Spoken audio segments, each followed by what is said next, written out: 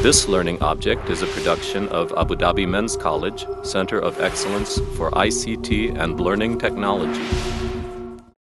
I'd like first to introduce the panel.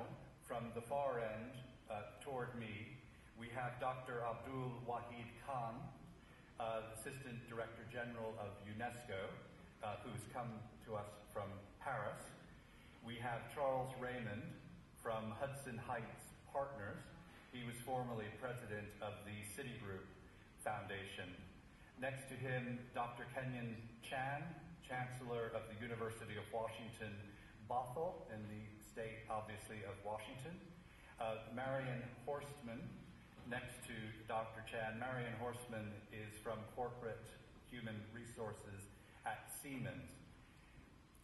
Next to Marion is Dr. Alan. Good. No, there we are.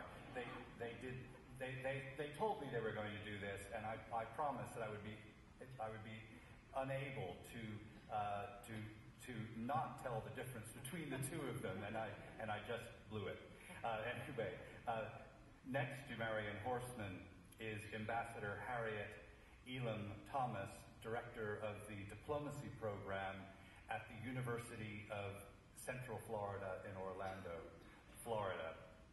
And next to Harriet is Dr. Michael T. Benson, President of Southern Utah University in Cedar City, Utah.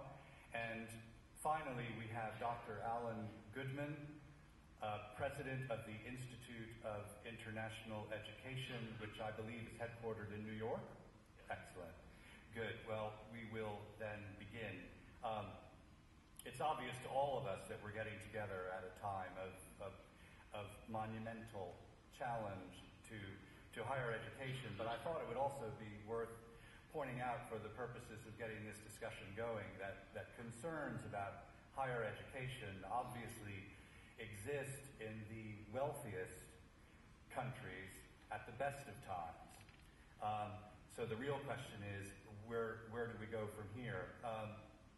I was reading, for example, about a report in the Chronicle of Higher Education that points out that even before this economic downturn began in the United States, the number of young adults who will go to college and graduate from college, this generation will be the same as it was for the previous generation, which is not good. Secondly, obviously, for some groups in the United States, for Hispanics, for example, fewer Hispanics will go to college and finish college than their parents. Also not good. So my question, which I would like to direct to one of the people we have here who actually runs a university, would be, if that's the case, how, Dr. Chan, how do you persuade governments,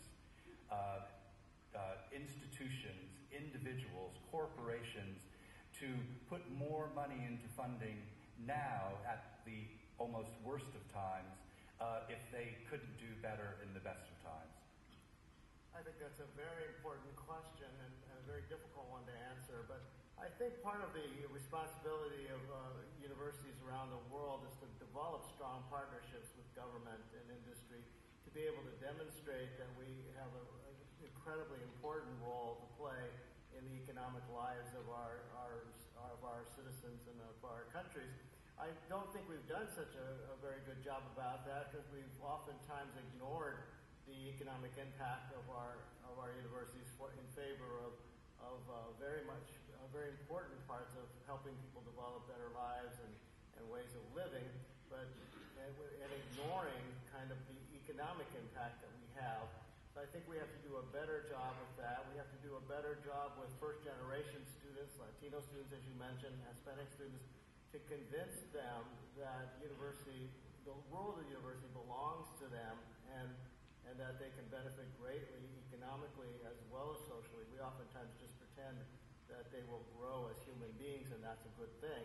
But many people are looking for them to grow economically. We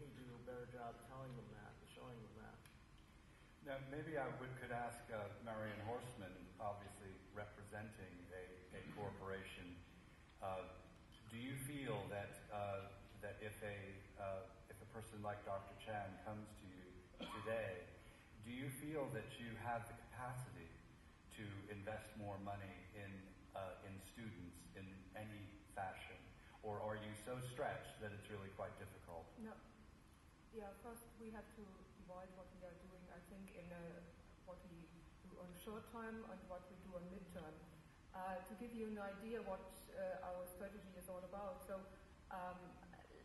we strongly follow the idea of megatrends. So we have this. Let's take only a few of them. So we have this demographic change. More people live in cities than in rural areas. People are getting older. And we have the climate change and also globalization. These are strong megatrends, and these megatrends will hold on. So, and we focus our solutions, or we try to give solutions on these challenges coming out of the megatrends.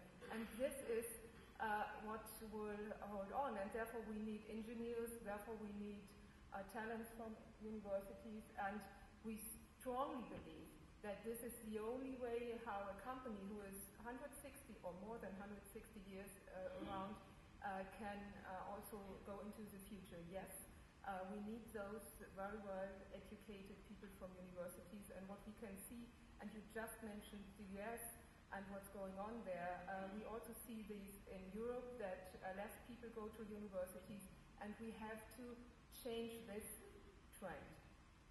Thank you. Thank you. Dr. Khan, from your perspective, from UNESCO's perspective, do you look around now and are you already seeing either a falling off of resources generally or a rise in resources? Well, it is a general concern for all multilateral organizations, the United Nations system as a whole, that with the financial meltdown and crisis, that there may be a tendency to think that you can invest less in multilateral institutions, including UNESCO. And most recently, we organized a symposium, global symposium, to reflect on this particular issue. And as you would expect, people who came there simply said that investment in education and knowledge is probably the smartest way out of the meltdown. So there is no question that you cannot roll back globalization, you cannot roll back knowledge-based economy, which His Excellency Sheikh Al-Nahyan has repeated several times since yesterday. So if it is a knowledge-based economy, it requires knowledge workers, and where do you produce knowledge workers if not through investment in education and training? And that's why it is so important not to be